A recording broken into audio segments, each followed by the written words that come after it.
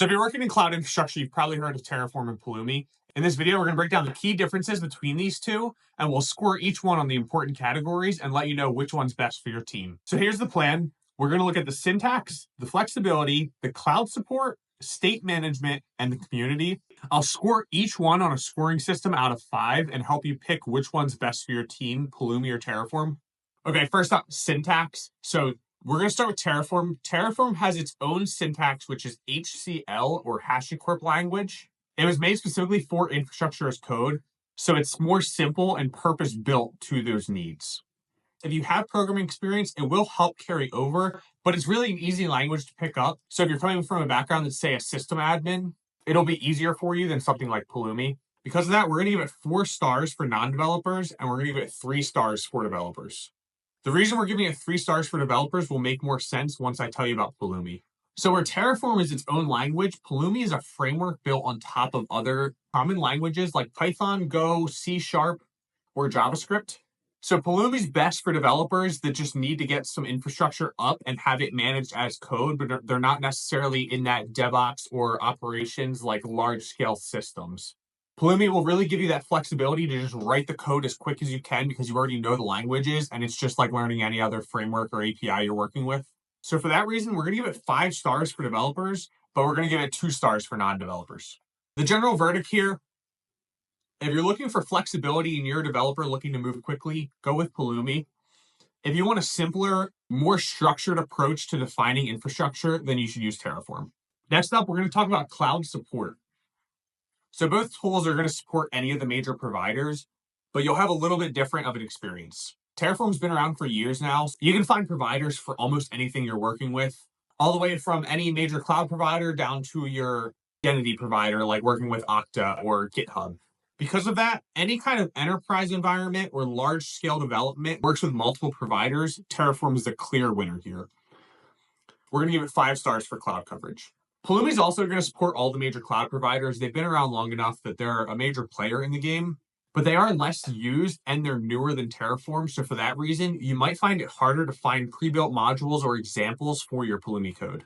However, since you are using a programming language, it's easy to extend any API that you're already working with and build your infrastructure that way. If you need any custom integrations, so Pulumi is best for when you need any custom integrations or working with APIs that are outside of Terraform providers. We're going to give it a 4.5 star here for cloud coverage because of their custom integrations. So the verdict here, unless you need some kind of custom integration that you can't get with Terraform, you should almost always use Terraform here. Next up, we're going to go into state management. I'm going to assume that you already know some infrastructure as code and understand what the state is. But if not, I'll link a video here where I talk about the basics of Terraform and how to manage state. So in terms of the state file, there's not a huge difference here.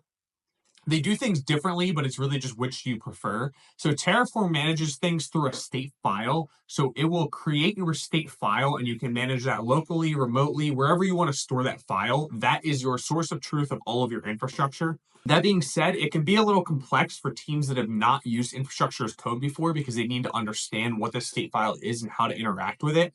And you will find yourself in some tricky situations where you really need to understand the state file to be able to use Terraform at a high level.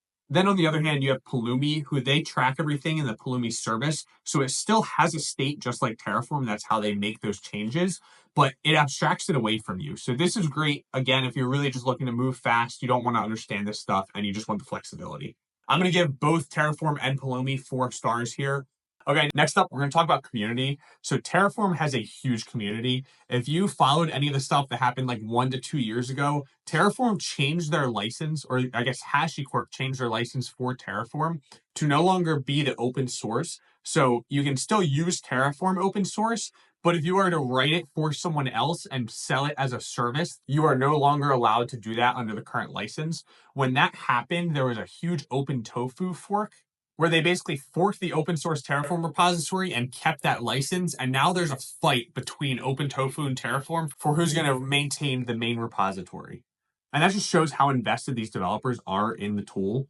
The other thing is that all of the providers that you're going to use are open source. So like I said before, you can interact with any cloud provider, GitHub, GitLab, whatever it is, really. If you're building something that needs some kind of infrastructure, there's probably a provider for it. And if not, you can just go make one. There are so many resources, so many modules, tutorials. It's just a huge ecosystem of people that have been using Terraform and love it. And it's really been the winner for a while. So it's the clear winner in this as well. I'm going to give Terraform 5 stars here for the community and the ecosystem. Pulumi's newer and it has a smaller ecosystem because of that, but it has a developer-centric ecosystem. Because you're writing in these general purpose programming languages, you can reach out to wider communities of these languages to be able to help resolve problems with your code. So if your team's not looking for DevOps engineers or large-scale enterprise systems, going with Pulumi might be best so that your teammates can just get up and running and build the infrastructure they need very quickly. I'm going to give Pulumi 3.5 stars here for its developer ecosystem. Let's talk about the flexibility between Terraform and Pulumi. So one of the reasons that we use Terraform is because it's explicit and declarative, which Pulumi is as well, but you really want to try to avoid that like extremely dynamic behavior. Terraform can fully support it, but I've seen a lot of just spaghetti code when you start writing that in Terraform. The benefit of Terraform is that when you're working in these enterprise environments and you have a lot of people making change, it's so easy to track those changes across all of the environments, track who pushed those changes and what exactly changed. And when you get that really dynamic infrastructure where everything comes from variables and you're just making changes really quickly, that the variables, you can change them wherever you're running the code and not actually in the code. So it wouldn't be committed to Git if you're doing that because you're passing in a new var. And that could completely change your infrastructure. So you might have mismatched vars between your environments, but that's never tracked in Git. And it's really hard to understand then at a large scale. So I always joke that Terraform is good for the audits where you need to know exactly what changed and why it changed. And you just pull up the Git log and you see why it happened. Pulumi, however, is great when you need flexible infrastructure with that dynamic programming background. Not dynamic programming as in dynamic programming, but the more flexible and malleable infrastructure. In this case, it would be someone that wants to write out their front-end code, their API, and their infrastructure all in one place in one language so that if you have a team of Python engineers or a team of JavaScript engineers, everyone can work across the entire stack. They don't need to know a whole new language like with Terraform.